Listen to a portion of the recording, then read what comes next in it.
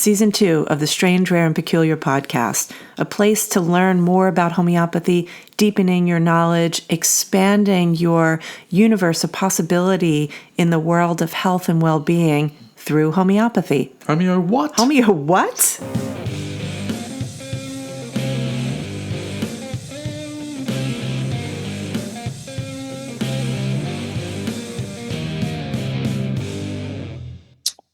Good evening, good afternoon. Hello, hello. What's the other one?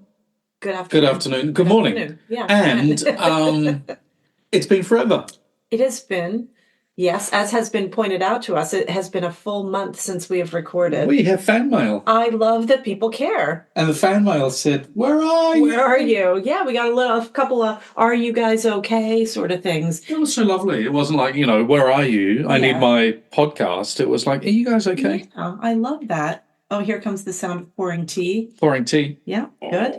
And also stretching. And stretching. We're in a different spot. As usual. Uh-huh. No video recording today. Why did you decide not to do a video recording today? Because look where we are. Hair. Yeah. Actually, that's so funny. Yeah. I am in somewhat of a state of disarray. Are you? Yes. That's the sound of stirring. That's my tea. Thank you. I'm stirring your tea for you. Al makes the best cup of tea, I have to say. We are drinking the Naughty Vicar. Coffee. The Naughty Vicar. Naughty Vicar. From the London Tea Merchant. So we are really happy to be back in the saddle. Podcast saddle again. Mm-hmm. And so, gosh, there are so many things for us to talk about. I feel like the last podcast that we recorded was the one about comfort care. And I will take full responsibility for the delay, the hiatus in our recording. I'm glad actually.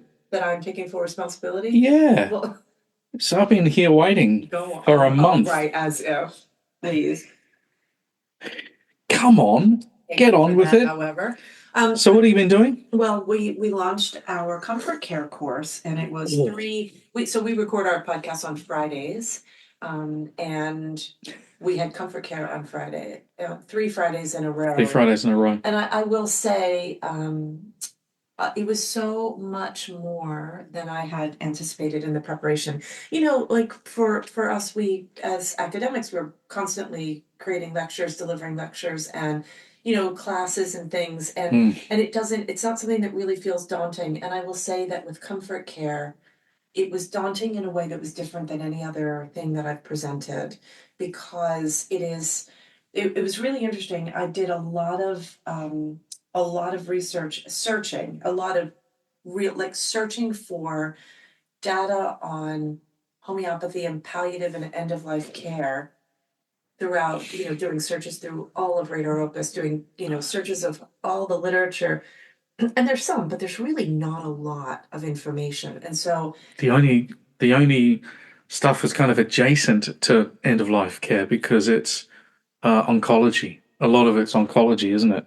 Well, the newer stuff, but there's a lot of sort of, so-and-so, Mrs., so-and-so was at the end of her days and her respiration was labored and and the interventions, but there wasn't enough sort of consistency in information. And so it was, I had to actually create it. And I have to say, I learned a lot, because what I was doing was going through remedy after remedy after remedy, and looking at the ways in which, well, actually, I'm going to back up a second. Let me back up to say that the program, so in the development of the program, the idea is that it's a multifold idea. One thing is that, of course, the service that we will provide, the telehealth service with HHN Comfort Care, will be for us to train practitioners to be able to interface with people's end-of-life care teams, providing the paperwork, helping people with their proxy, the how they're assigning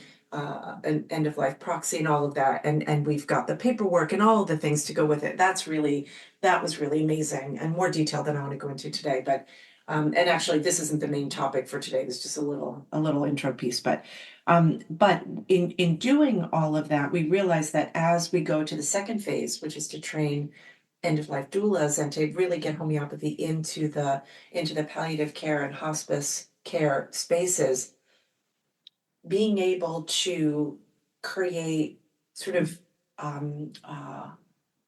guidelines for giving remedies, and also not requiring people to have a ton of remedies on hand. I think it will become cumbersome. And so I did this whole exercise where I looked at all of the remedies through the lens of the key suffering, like categories of suffering that we set up that were as relates to palliative and hospice care. So I came up with 7 categories that mimic what is done in the hospice space, and then looking at remedies for each of those, and then looking at the ways in which they overlap. And it was, I have to say, I learned more doing this than probably anything else that I've done. And it was like looking at remedies through a particular lens. So for example, one of the things that I talk about in the course is if you could only have one remedy for someone who is in end of life, it would be arsenicum. Correct. But when we think about it, it's like, okay, arsenicum because of the anxiety and respiratory symptoms, right? But then at every juncture, I found that arsenicum covered the constellation of symptoms that could be expected for each of the 7 levels of suffering. Yeah. Same with phosphorus, but from a completely different perspective. The same with carbo-veg, but from a totally different perspective. And so I think ultimately, the point that I wanted to make is that this is changing I think this will change my teaching and my practice. Oh. Yeah. And that was really a surprise. I mean, you sat in on the course, which I appreciate. Part of it is because you were delivering the research part. But you also were there for it. Just thinking about that in your teaching in terms of looking at remedies and realizing that we can, obviously when we look at a remedy, we're looking at what are the characteristic symptoms of the remedy, right? Like learning materia medica is like taking a case of a substance. Yeah. I mean, when I think about the awkward situation that arsenicum gets into, but like veratrum in the hotel room in Asia, where you're in the bath because you've got vomiting and diarrhea at the same time. I'm thinking, the client is 25 years old and having a big night out and got themselves a bug or a germ or whatever, but that's totally different to the end of life. But it is utterly critical in terms of the remedy because you're dealing with the same things. You're dealing with folks in hospice end of life situations that are digestively really compromised, and so I actually found it really interesting to sit and listen and reflect on my understanding of materia medica, but also the limit. I mean, I've had some experience of death and dying. Yeah. And homeopathy, but nothing like you have. And so I just found it valuable. Yeah, there was a lot that came out of it for me. And it's interesting because what you're pointing out is like the veratrum person who's in a hotel in Asia, which I'm sure, there's a little reflection on your own life. And that was just me. That was just... Yeah, we know where you're coming from. Yeah. But here's how I think it has been really interesting is that in thinking about, because this also intersected with the beginning of the semester. And so the beginning of the semester is a time when first-year students are getting those introductory lectures. They're getting these overview lectures. And one of the things that a lot of when students are approaching new sort of like a threshold, like what do you call it? Like when you reach a new level of understanding and everything that you held to be true before sort of has to crumble and be rebuilt based on the new level of understanding. Like, for example, I think with learning homeopathy, a lot of people come to it with knowledge of therapeutics or protocols or acute prescribing. And then when they learn about chronic diseases and we start to question whether or not we actually address something because of its relationship to a larger chronic picture, there's like a, oh boy, kind of moment. And so almost the inverse happened for me in the development of the curriculum for the Comfort Care Project, because we are no longer looking for the resolution of the deeper aspects of the suffering, but actually we are looking at it from another perspective where we're using the principles of acute care so much more liberally, because a constricted totality frees us up, right? That's why I think so much of, sort of the freedom people feel where they say, look, if you give the wrong remedy, nothing's going to happen. I think that's true in an acute constricted totality situation. The vital force is like, off with you and give me the thing that I need, or it grabs what it needs from the remedy in order to move toward healing, right? And I think the same happens in that constricted totality space of chronic care. I mean, of end of life care, sorry. Does that make sense? Yeah, perfect. Right. Love it. So this is sort of like, it brings us to kind of a philosophical discussion because I'm glad you're really getting close. Let me have some more tea. Yeah. I actually have to say, I'm drinking my tea and I feel a little too wired. I've already had 2 coffees and food. Oh dear. I know. Now I'm on the third. Speaking of wired, let me just interject while you're gathering your thoughts and breathing and calming your fluttering heart. But over the last month, while we've been off podcasting, Denise has, seriously, I've not seen you much. Like every minute that you weren't teaching, or every minute you weren't, dealing with students or the rest of it, you were in end of life care. Yeah. Yeah, like the only time that I've seen you like that is remember when you made a decision in January the 15th, I'm going to finish my thesis by March 15th. And you just, I didn't say, I mean, I saw you every now and again for dinner, maybe. I know. As I was eating my bread snacks and my cold gruel. I'm really sorry, you suffer. And yeah, you suffer wildly. Anyway, that was my perspective, because I just thought to myself, when you, and I know it in myself, if I've got a writing project, I remember it from doing my master's and then obviously the PhD. When you've got a paper to write, it becomes the white noise, the background to your life. And I can remember working on a paragraph during that week. Yeah. Anyway, I'm just saying that I just saw you going seriously deep into an area of inquiry, and it's amazing. I love that idea. Like, we don't get to do that very often. Yeah, you weren't loving it when you were hollering and. Well, no, the hollering was that I had, because no, it's been a big month, hasn't it? It's been nonstop because I had to get my talk. We're headed to Scotland on Tuesday for Scotland. The Faculty of Homeopathy 100th anniversary Congress and festivities, and we and Molly Punzo, who's on our team, the 3 of us have the privilege of speaking, along with a couple of other Americans. I know Lisa Amarine is. Lisa's there. Yeah. I honestly haven't even looked at it yet. I think that might be it. Americans? We're the American. I'm the American. Right, sorry. I'm from America. I like that. Representing America. But, all the way. But I finished, we had our last comfort care class last Friday. I finished at 3. And then my deadline for the submission of my talk for the faculty was midnight on Sunday. And that was last weekend. About 10 to 12 on Sunday. And so there was a lot of. Anyway, let's get on to Scotland later, because I interrupted you deliberately. Oh. Now that your blood pressure is down and your heart is not fluttering so much, what were you going to say? I love this idea when we get to focus on something singularity. Oh, it is really important, and I was thinking about that because welcome to being a male. Oh, oh yes, that's hilarious. That's yeah, that's so true. That's for all you blokes out there, the Huberman wives. Although in our family it's the opposite. Are you serious?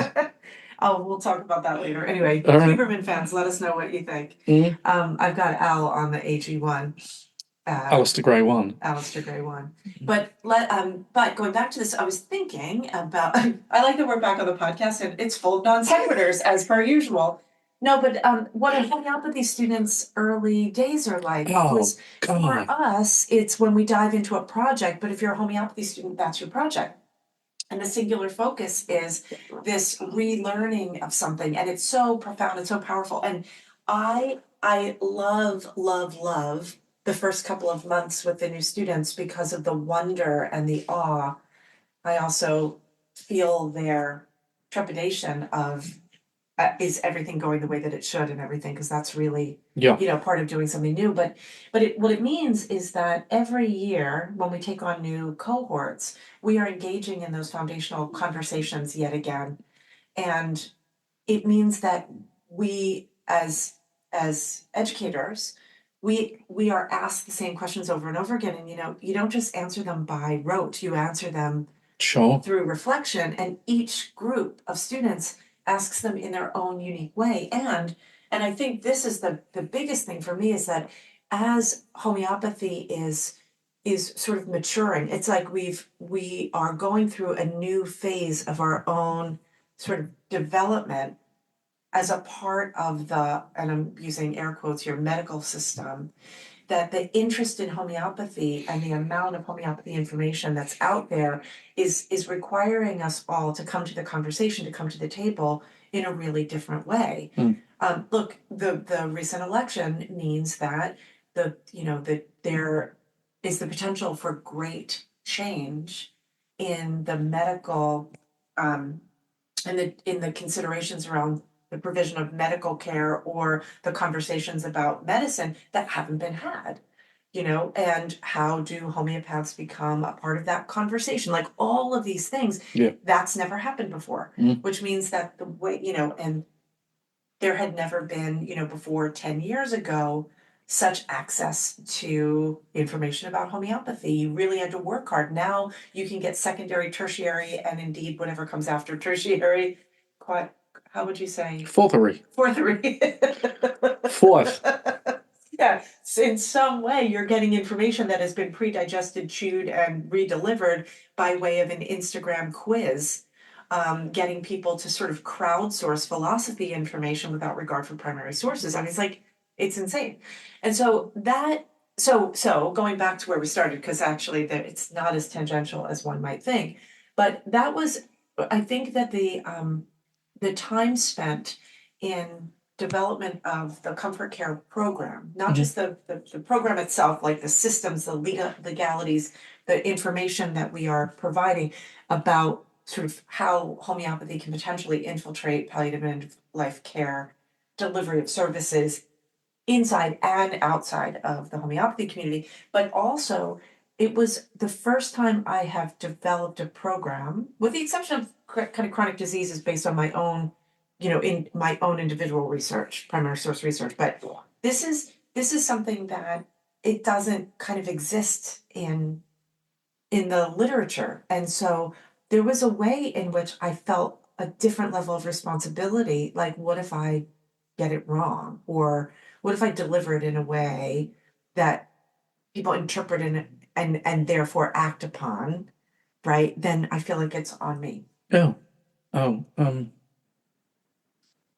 wasn't expecting you to go in that direction. You know me too well. Yeah, but You don't think about that? Like, what if,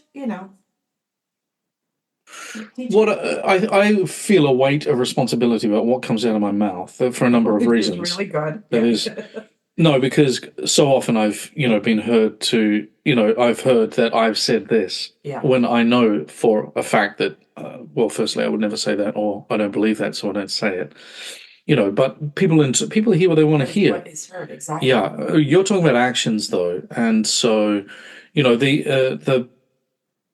or maybe I'll just leave it at this: that I've changed my attitude over the years about what am I, what's the purpose of my educational activities, and the purpose is no longer to create a brilliant next stunning generation student.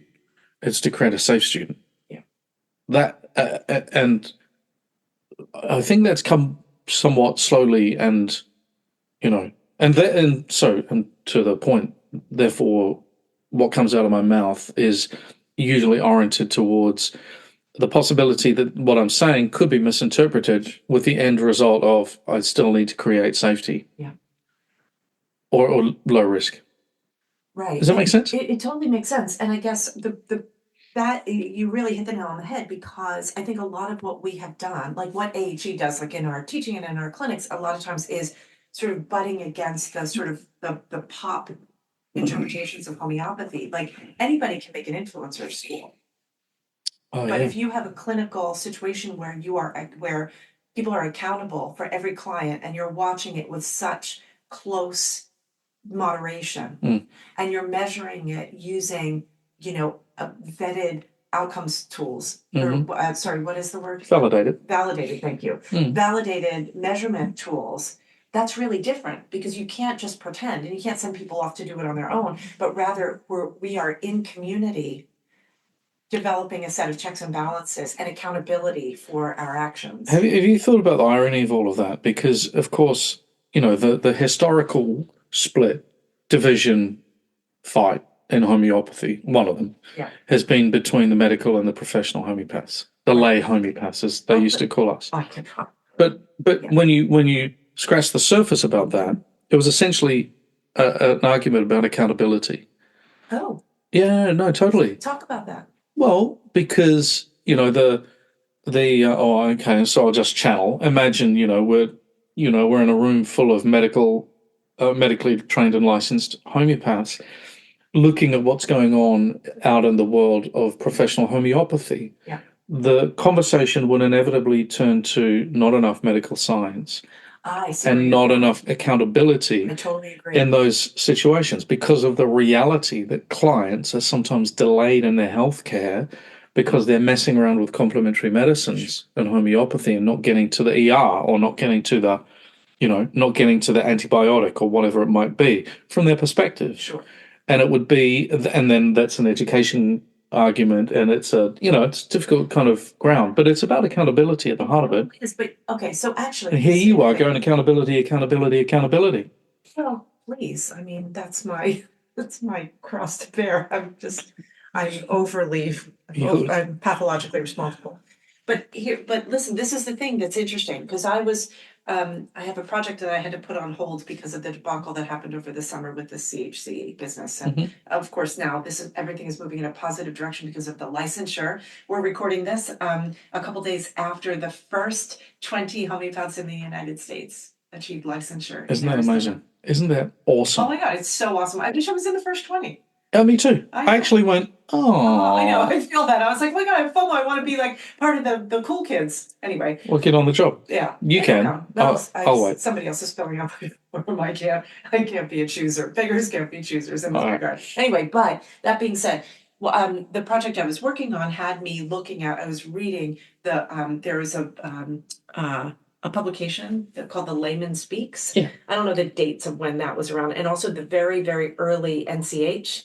I'm going to say the 50s. Newsletters. Yeah, it was way back, but 50s, 60s. There was a time, and people often get this confused with Herring's domestic physician. Like all of these things sort of come in where this idea of a layperson, prescribing comes up against the actual, sort of provision of medicine. And so what I would argue is that there is a way in which there is a lay person prescribing, which I think of as having APIS in your medicine cabinet, and then there is a professional homeopath. Yeah, that's not what it used to mean. No, I know. Hey, we just were interrupted by a phone call. Who was that? That was our nanny, my kid's nanny from. Your kids have still got a nanny? Well, no, but she lived with us in the late 90s, and her name is Sabina. And where does she live? She lives in Leipzig. Leipzig. We had two. We had a nanny, and then we had an exchange student also from Leipzig that we rescued back in the day, which is so interesting. Hahnemann being, from Leipzig, and both of them have parents that were in Hahnemann living. Yeah, Hahnemann living in Leipzig. Involved with homeopathy. Yeah. Anyway. And that was read. I had no idea until they got here. Anyway, but let's go back. So we were talking about this idea of lay and professional homeopathy, but But back in the day, education was not available. And so, when I think about what AMC of H was meant to be, so this was when Todd Rowe came up with the idea of the American Medical College of Homeopathy, the goal was to provide a level of education that mimicked what actually had been, available. And unfortunately that was, I think it proved to be challenging. When I heard about that, I thought, I want to do that. When I was becoming a homeopath, I wished that there had been a way to do exactly what was needed medically in order to become a really good and safe homeopath. I mean, it's why I wound up going to 3 different schools until I settled on, where I would ultimately graduate, because I felt like I was constantly looking for something that provided me what I needed in order to be safe. And I wonder if, some of the conversations, maybe now is the time to have them, because we now have this very awkward situation where if you're a naturopath, you might only get less than 200 hours in homeopathy. 80. 80 to 200. Yeah, 200. If you are an MD, depending on where you study, I mean, it could be some weekend courses, some therapeutics. Yeah, you cobble it together. Seminars and webinars. Exactly. Yeah. And so, when you've got, a quote unquote, professional homeopath, meaning someone who is homeopathy first as their primary education, then it's going to be, if going through AHE, in the thousands as opposed to in the hundreds of hours. And so how to sort of rectify that. I totally lost. How did we get there? I got sidetracked from the Sabina call. Well, no, you got there. We got there. Well, let's not. Well, if you do a breadcrumb menu. Look who's here. Oh, hello, Fatty. The cat. Let's He's body shame. talking to me, by the way, just for clarity, talking to it's Hildy. She always comes when there's a podcast. And yeah, all right. Yes. So the breadcrumb is that we went from education. Yeah, just the education around accountability. Exactly, that's it. Got it. And and it's funny what you said, because I've also been reflecting the last couple of weeks, because honestly, folks, it's been a really crazy busy time with us with the beginning of our academic year. Yeah. And that is, you see these faces and just thirsty for knowledge. It's a big bucket. Yeah. And you can fill it or you can light a fire under it. And it's a different educational philosophy, isn't it? Yeah. But you see nothing but enthusiasm, and enthusiasm without, say, principles or foundational philosophy, and a whole lot of it untamed or without guardrails, I suppose, is what we're talking about. Because eventually, the safe practitioner, that's the homeopath that walks into the marketplace, that's come from a good accredited school, is going to be someone with guardrails, and understanding of scope, and an understanding of the boundaries of what it is we do. I think I'll just say something personal about it, because I launched into practice. Yeah. And I launched into practice with like so much enthusiasm. I was in my late 20s, early 30s. And I just, and so many of the things that we talk about are more recent. I didn't launch into practice thinking, Alastair, your scope of practice is exactly this, and and you're accountable here. I certainly learned that along the way. Sure. Anyway, the same, like when I look now at the clients who are coming through HHN, right? So anyone who's new coming to our podcast, so we are a part of the Academy of Homeopathy Education and HOHM Foundation, and HOHM Foundation has as one of its initiatives Homeopathy Help Now. And Homeopathy Help Now is telehealth acute care service, and we launched it in 2020. And we, every week when we have our team huddles about, all the operations that are going on, we're looking at what's happening with HHN. And this week, for example, because we're launching this new way that we're delivering care. So the little jug handle here. When we started HHN, it was during COVID, and it was like, we just had all of these volunteers, and we were putting together a system, and, blah, blah, blah. Now here we are almost 5 years later. March will be our 5th year. And we've got a lot of systems in place. And now we actually we've modified the delivery so that we can be sure that when somebody turns up for care, there's somebody there. So we have 8 slots a day, 5 days a week. It's a great relaunch. And we can talk about that another time in more detail. But because we now we've seen well over 5,000 cases, it means that we get a real idea of who's coming to the homeopath and why. And we are seeing sort of I'm going to say the dark underbelly and the light underbelly of things. So the light underbelly is that more and more people realize that when they've got something acute, they can try something homeopathic. If you've got good quality homeopathy care, you might be able to get past a bee sting, an upper respiratory infection, or a bout of diarrhea without turning to a potentially suppressive or or a more aggressive intervention, right? And and the folks who work on our helpline, if they're a student, they're supervised by somebody with a lot of experience, and we have all these guardrails in place. Okay, blah blah blah. But what we also see is keep going. Well, what we also see are the people who are coming with like major health issues. Yeah.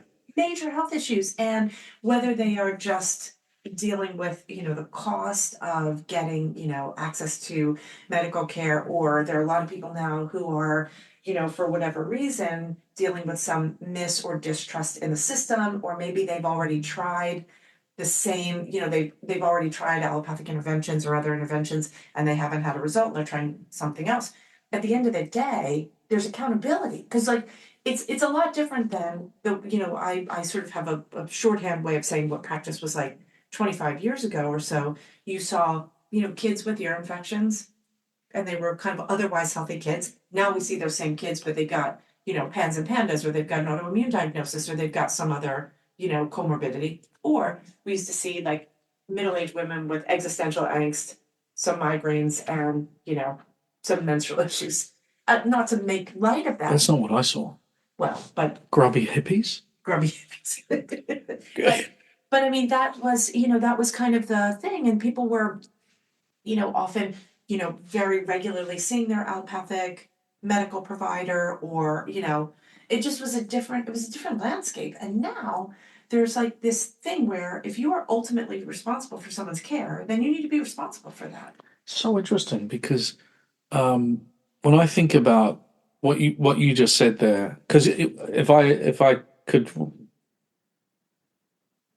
So we just did a piece of research on which we're publishing at the moment on who's coming to see the homeopath, and we've based it on a sample of intake forms. Yeah. So like you said, because we've got hundreds, thousands of people coming towards us, we feel like we know who's coming, but we need to articulate that. So we've done this to analyze it, because I think you can sort of think, oh, this is who I think is coming, but when you actually get down to when you've got the data, and then you analyze it, sometimes there are some surprises as well. Yeah, that's right. And often, research kind of follows experience. Yeah. So, we're coming along behind it, but we've discovered something. At least I feel pretty strongly that we've identified something that you just said. And that is that in homeopathy, we've gone through this phase maybe in the 70s, 60s, I'm going to generalize, maybe in the 60s and 70s, 80s. It was clearly an alternative. Yeah. And there would be 2% of the population that would go, I don't want that conventional thing, I want to try this. Mm-hmm. And, homeopathy was unashamedly kind of an alternative. Not in all circles, but yeah. And then in the noughties, homeopathy, especially where I was, focused much more on becoming integrative and complementary. And so the noughties, do you mean the 90s? Or are you talking about the aughts? The aughts? Like in the zeros in 2000. Yeah, the noughties. Oh, okay. The noughts. I don't know, anyway, I'm just confirming. Go ahead. Please stop interrupting. No, I just pray continue. And so I feel kind of strongly that alternative fell out of complementary medicine, and it felt to me as if the folks that were coming to see me were coming to see me as part of a complementary initiative. They were project managing their own health, even serious chronic disease folks. Yeah. So, and then here I am now, 24, and we're not seeing as much integration. I think what we're seeing now, what's coming to us, is exactly what you said. And I don't think it's going back. Maybe it's going forward, but it is not completely 100% integrative, and it's not complementary. It is this idea that I am so mistrustful of those institutions, that medicine. Yeah. But that's, I mean, Well, no, that's no, no. scary. Well, but if you look at the data, Yeah. and I think what it's saying to us is that homeopathy is being thought of and used by some folks in our community, Yeah. as as alternative. Yeah. Again, And I might rephrase it a little because there is obviously there's mistrust, distrust, and all of that, but there's also people have tried a lot of things, and I think where we start to see this is especially in the range of autoimmunity, because with these emerging disease patterns, if oh you yeah, have that's something interesting. where there isn't another alternative, and the alternatives are to shut down the immune system, and people are saying, okay, I need to pause my care because I might be stopping one set of symptoms, but I feel much worse. And homeopaths understand that that is a degradation of health. That's a suppressive reaction. Right? Students will often ask in the beginning of their, well, actually, we all ask this all the time. How do you know the difference between a suppression and an aggravation? And if something is truly suppressive, well, maybe not suppression and aggravation, but if something is truly suppressive, it's because you're prescribing on too small totality, so too few symptoms, and you are calming one thing down to the detriment of the overall vitality. And that's what often happens when you are looking at, something that is being treated. In allopathy, it's typically a smaller totality prescription. And so people are saying, I need to pause that. I need to get my health on track and think about what I'm going to do next. And then they're saying, I'm seeing the homeopath at a time when I'm pausing my treatment. Anyway, no matter what the circumstance is, accountability is there. And I think when it comes to something like that, and this is like if somebody were to say, what keeps you up at night? The only thing that really keeps me up at night, as I'm a sleeper, is worrying of the responsibility of that Mhm. without institutional backup. Because I'm totally like I'm Sicilian. Like, please don't try to tell me what to do. Like Sicilian women, my goodness, we do have opinions, but And knives. I know. What do you bring to a fight? An opinion and a knife. Right. But the idea though being I'm all about sort of independence until such time as I'm over my head, in which case I want to be able to rely on others. Yeah. And others that I trust, and working in tandem. And this is where when history really helps us to understand something, people who think that homeopaths have always operated from their own, house on Zoom, when you really look at the evolution of homeopathy, it was inside of a larger medical paradigm. And it was utilizing the tools, the techniques, the interventions to gather data and information, but to then choose a treatment that was based on the best way to use that information. Mm. And so if you look at the data from the homeopathic hospitals, I mean, that was, for me, spending a full year in that research in preparation for my dissertation, reading the journals, reading all of the information from the hospitals and from the colleges, they were doctors. I mean, like the fact that we are wanting to take all of that away, I think we have to see it in appropriate context, and so when we talk about that, so if we kind of go back to where we started, right, with comfort care. Mm. So this idea that when this group of people, so we had over 60 people enrolled in this course, which is, for the first time around, is so exciting that many people really care about a new way of considering how we operate. But when we had conversations about it, we had to rethink the philosophy. And so it asked us, like, you need to know what you're doing to deviate, right? So we're not deviating from the philosophy, but we are understanding the philosophy in context, right? So if you think about, like, Hahnemann starts his system and he sees everything as equal, right? The four principled approach, one remedy at a time for the largest totality of symptoms, prescribed according to similarity, and given in the minimum dose to begin the process of healing. And then comes chronic diseases. Once you start entering the realm of chronic diseases, the 4 principles have to be seen with another layer or dimension, right, of consideration. And then once you get on the other side of that, right, so in my mind, I sort of envisage it where you've got the 4 principles, then you kind of go up a level to chronic diseases. And then when you get to palliative and, and end of life care, you're going up yet another level, because you have to understand it in that context once again. And you have to recognize, are we looking at a case for which we are simply palliating, which is totally fine and fair game. But you don't want to palliate a case that shouldn't be palliated. For sure. On the other side of it, like, one of the things that we had to talk about was all of the interventions that we're considering, you have to understand your therapeutics, which are the basics. It's semester 1 homeopathy. In order to prescribe, you need to know your foundational GI therapeutics, upper respiratory therapeutics, all of that, right? And then you need to be able to apply it, or even, wound care. All of that comes into play on the other side of it. But you have to look at the totality from another perspective. So you're never abandoning philosophy, right? And once you do that, it becomes so much easier. When you work linked to philosophy, exactly. Is that what you mean? Yeah. Yeah.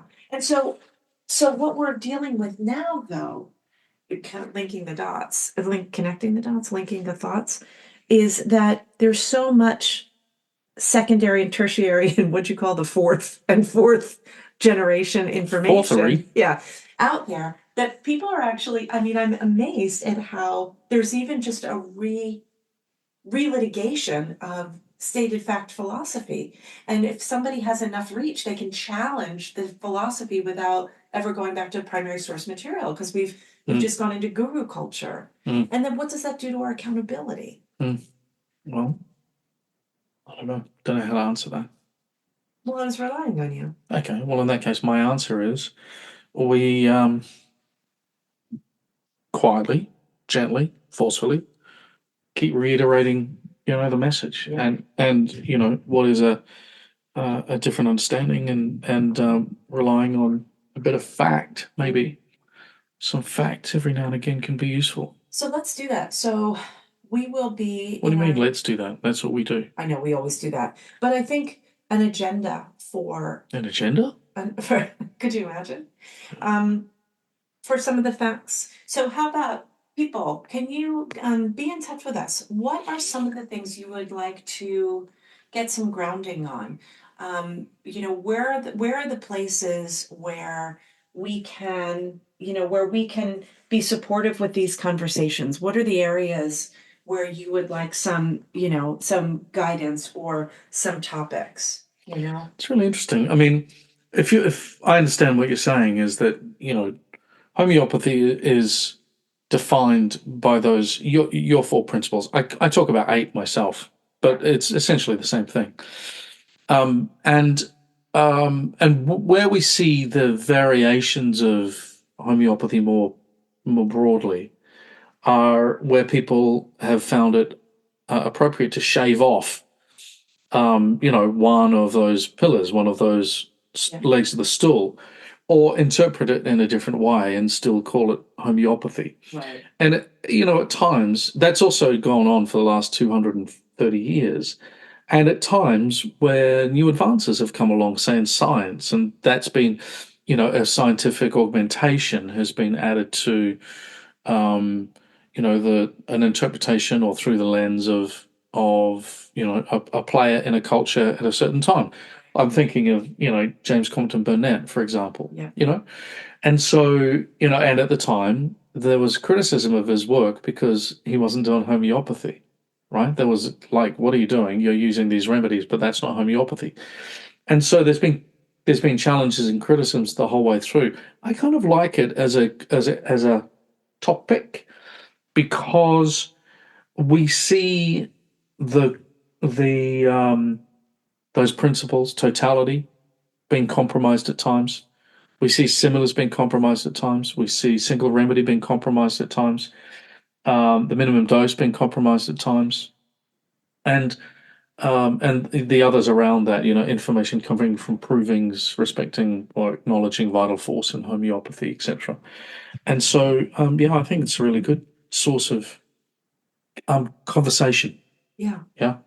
Yeah, and I feel sort of renewed in that because with the influx of new students, they are asking questions, and a lot of them are very much engaged with the conversations in social media, for example, or with friends who are studying homeopathy, and they are engaging in these conversations about, where is the truth.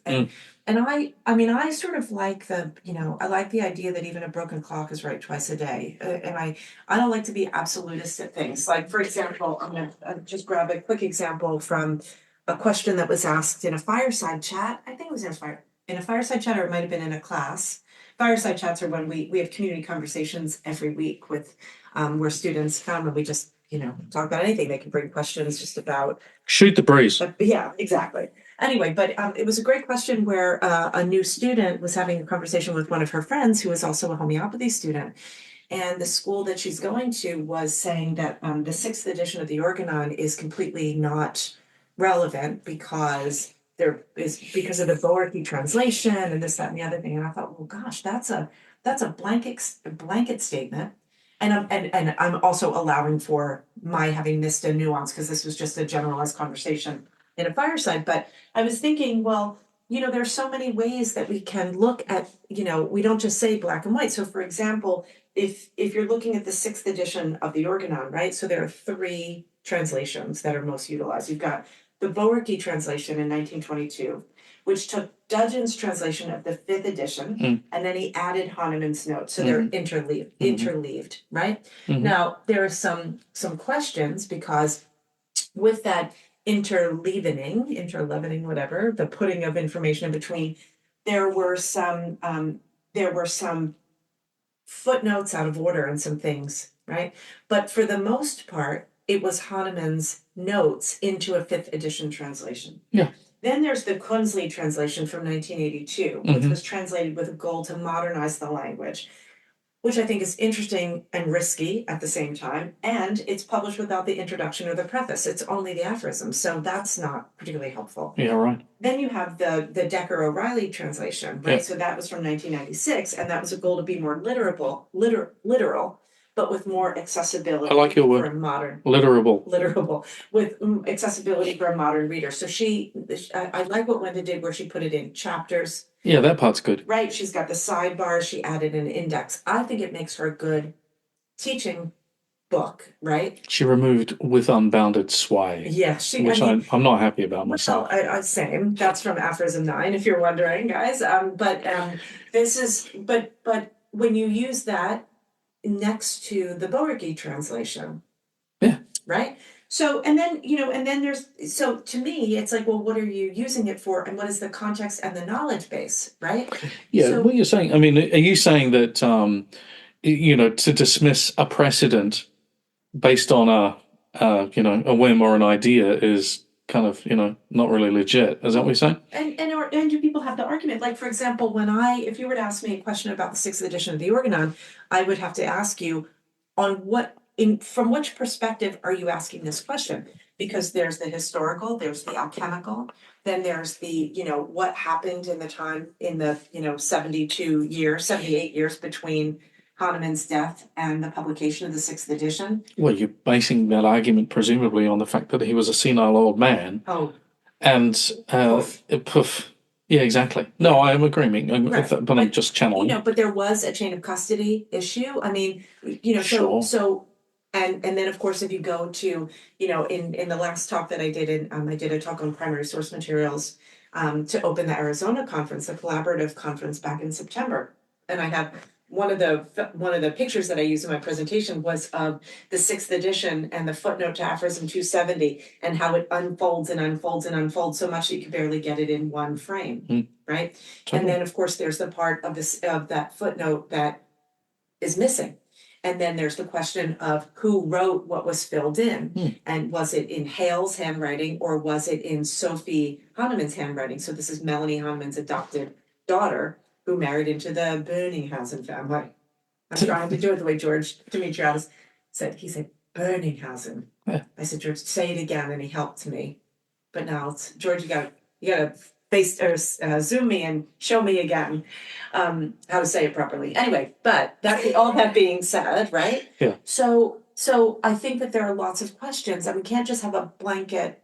People get really black and white and reductionistic when in reality, depending on the question that we're asking, then we are asking questions of our materials in a different way, right?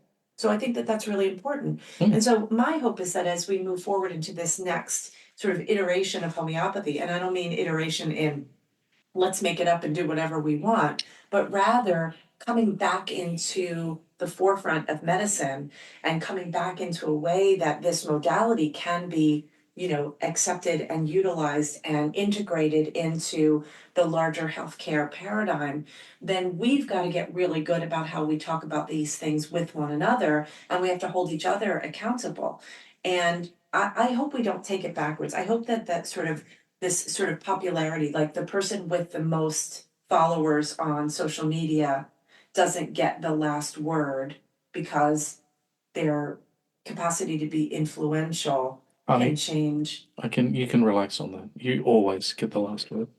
I'm not even engaged in that conversation. I know. I know who these people are. So, but I do hear from students, and I'm amazed when I see what's happening, and I want us to be able to take it seriously. Do you know what I mean? I equate it to like me doing a spleen surgery in our dining room with poor light and a butter knife. Wielding really deep acting medicines in ways that we just shouldn't. I don't know. Get me out of this. I dug myself a hole. Quick, change the subject before anybody notices. No, I'm not. You are passionate about. Yeah, but don't make it about me. Go somewhere else. Quick. All right. No, I'm going to say one thing, and then I'll take it somewhere else. No, you're passionate about what we do, and there are broad variations on what we do afoot. And your point. Sorry, but I don't want to be dogmatic. But the point that you're making is that around platforms and social media in these crazy changing times is well made, and so that's it. Here we are. Well, I didn't even know what a podcast was 10 years ago, 15 years ago. No, I said 15 years ago. I don't know. But 3 years ago when we started this, or whenever we started, you were like, I don't listen to podcasts. I do now. No, you listen to Audible books. No. Are you listening to podcasts? Yeah, there's a podcast. Well, that, and there's also a podcast about the Audible books that I've been reading. Listening to, please. Awesome. Oh my goodness. That's also been the background to my last 4 weeks. Hey, we're going to Scotland. Yes. And it's very exciting news. I have breaking news. What? In breaking news, the grey tartan. Yes. Which my mother swore didn't exist.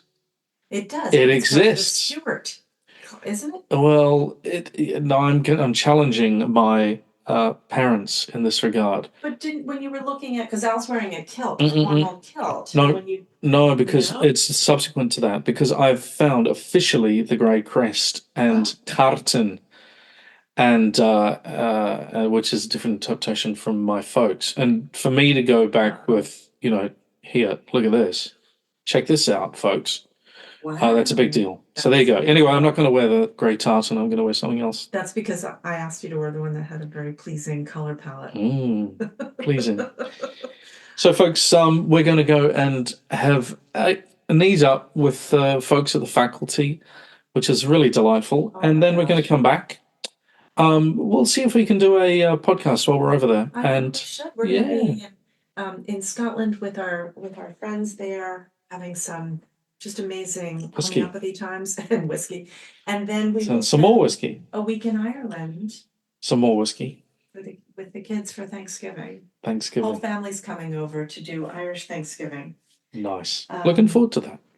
Yeah. Hey, we're glad to be back on the pod here. We're on the horse. On the horse. On the pod horse. I'm really sorry if that sounds like there's an engine just going in the background, because the cat is closer to the microphone than either Denise or myself. And so that, purring like crazy. yeah, that engine is, She knows it's every on. time that we get on a podcast, she gets in here. All right, folks. Take care, everybody. Talk to you soon. Ciao. HOHM Foundation is hard at work. The practitioner-generated research network is like nothing the homeopathy community has seen before. Through the PGRN, we will be able to bring groundbreaking research to the world that will help protect homeopathy for generations to come. Learn more about how you can contribute to research at hohmfoundation.org. That's HOHM, HOHM, foundation.org.